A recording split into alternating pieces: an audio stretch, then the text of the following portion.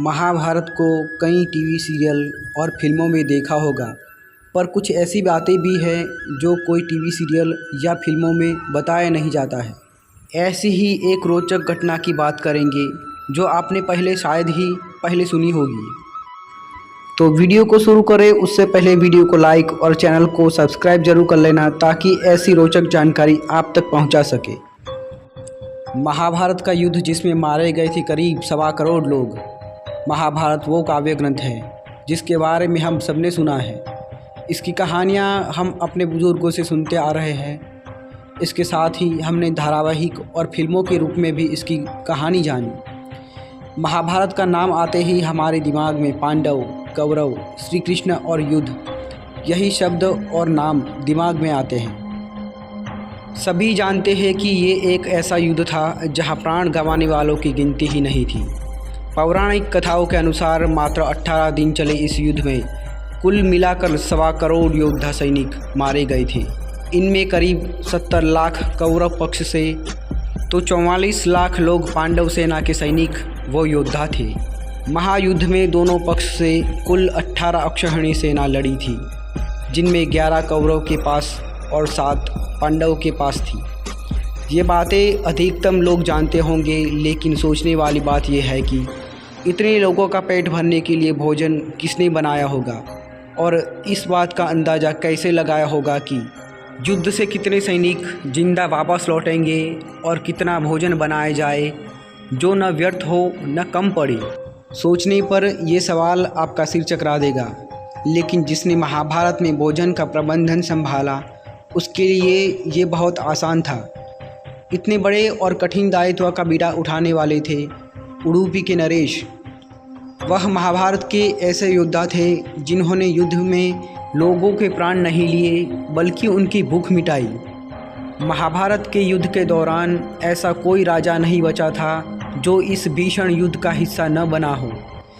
हर किसी ने अपना पक्ष चुन लिया था, लेकिन श्री बलराम और रुक्मिणी ही ऐसे थे जिन्होंने न किसी का पक्ष चुना और न ही इस युद्ध का हिस्सा बने। इन दोनों के अलावा एक राज्य ऐसा था जो कई प्रयासों के बावजूद युद्ध का हिस्सा नहीं बना। दरअसल श्री कृष्ण की घोषणा के बाद जब यह तय हो गया कि महाभारत का युद्ध अटल है, तो कौरव और पांडव दोनों ही पक्ष अन्य राज्यों के राजाओं को अपने पक्ष में मिलाने के लिए जुट गए। उस समय दक्षिण भारत के उडुपी राज्य के प्रतापी राजा को भी दोनों पक्षों ने अपने अपने समर्थन के लिए खूब मनाया, लेकिन वह नहीं माने। अंत में ये जिम्मा श्री कृष्ण पर आया तो उन्होंने उडुपी के राजा को अपना पक्ष चुनने के लिए कहा। ऐसे में राजा ने श्री कृष्ण से कहा, हे कृष्ण, यहाँ सब युद्ध के लिए व्याकुल है, लेकिन किसी के मन में ये विचार नहीं आया कि दोनों ओर से उपस्थित इतनी विशाल सेना के लिए भोजन का प्रबंध कैसे होगा। श्री कृष्ण को भी उनकी सोच अच्छी लगी।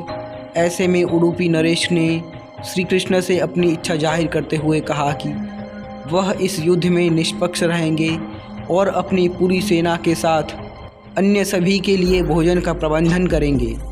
ये बात कहने में जितनी सरल थी, आजमाने में उतनी ही कठिन। हर कोई ये देखना चाहता था कि आखिर उडुपी नरेश अपना कहा हुआ कथन सच कैसे करेंगे। पहले दिन जब राजा ने सभी योद्धाओं के लिए भोजन का प्रबंध किया तो उनकी कुशलता सबको आश्चर्यचकित कर गई। उस दिन अन्न का एक दाना भी व्यर्थ नहीं गया। ऐसा ही क्रम आगे भी जारी रहा। राजा के लिए समय के साथ ये भोजन बनाने की जिम्मेदारी कम होती रही, क्योंकि योद्धाओं की संख्या भी कम हो रही थी। सबके लिए ये बात हैरान करने वाली थी कि राजा कैसे उतने ही योद्धाओं के लिए खाना बनाते थे जो युद्ध से वापस लौट आते थे। उन्हें मारे गए सैनिकों का इतना सटीक अंदाज़ा कैसे लग जाता था, ये सवाल सभी को विचलित कर रहा था। महाभारत का युद्ध जब समाप्त हुआ तो युधिष्ठिर अपनी इस जिज्ञासा को रोक न पाए और उन्होंने उडुपी नरेश से पूछ ही लिया कि वह इतना विशाल सेना के लिए सटीक मात्रा में भोजन का प्रबंध कैसे कर लेते हैं। वो ऐसा क्या करते हैं जिससे एक दाना अन्न भी बर्बाद नहीं होता था। उन्हें रोज़ाना मारे गए सैनिकों की संख्या का सटीक अंदाज़ा कैसे लग जाता था?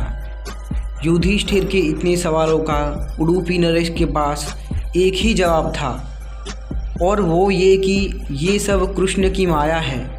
दरअसल उन्होंने युधिष्ठिर को बताया कि श्री कृष्ण को रात में मूंगफली खाना पसंद है और वह उनके लिए रोज़ाना गिनकर मूंगफली रखते थे। उनके खाने के बाद वह गिनकर रखते कि उन्होंने कितनी मूंगफली खाई है। वे जितनी मूंगफली खाते थे उसके ठीक 1000 गुना सैनिक अगले दिन युद्ध में मारे जाते थे। जैसे कि अगर वे 50 मूंगफली खाते थे तो राजा को अंदाज़ा हो जाता कि अगले दिन 50,000 योद्धा मारे जाएंगे। उसी हिसाब से उडुपी नरेश अगले दिन का भोजन तैयार करते थे। इस तरह से कभी भी भोजन व्यर्थ नहीं जाता था। इस प्रकार भगवान कृष्ण उडुपी नरेश को बताते थे कि कल कितने सैनिक मरेंगे। दोस्तों, ये जानकारी आपको कैसे लगी कमेंट बॉक्स में ज़रूर बताइएगा। जय श्री कृष्ण, जय श्री राम।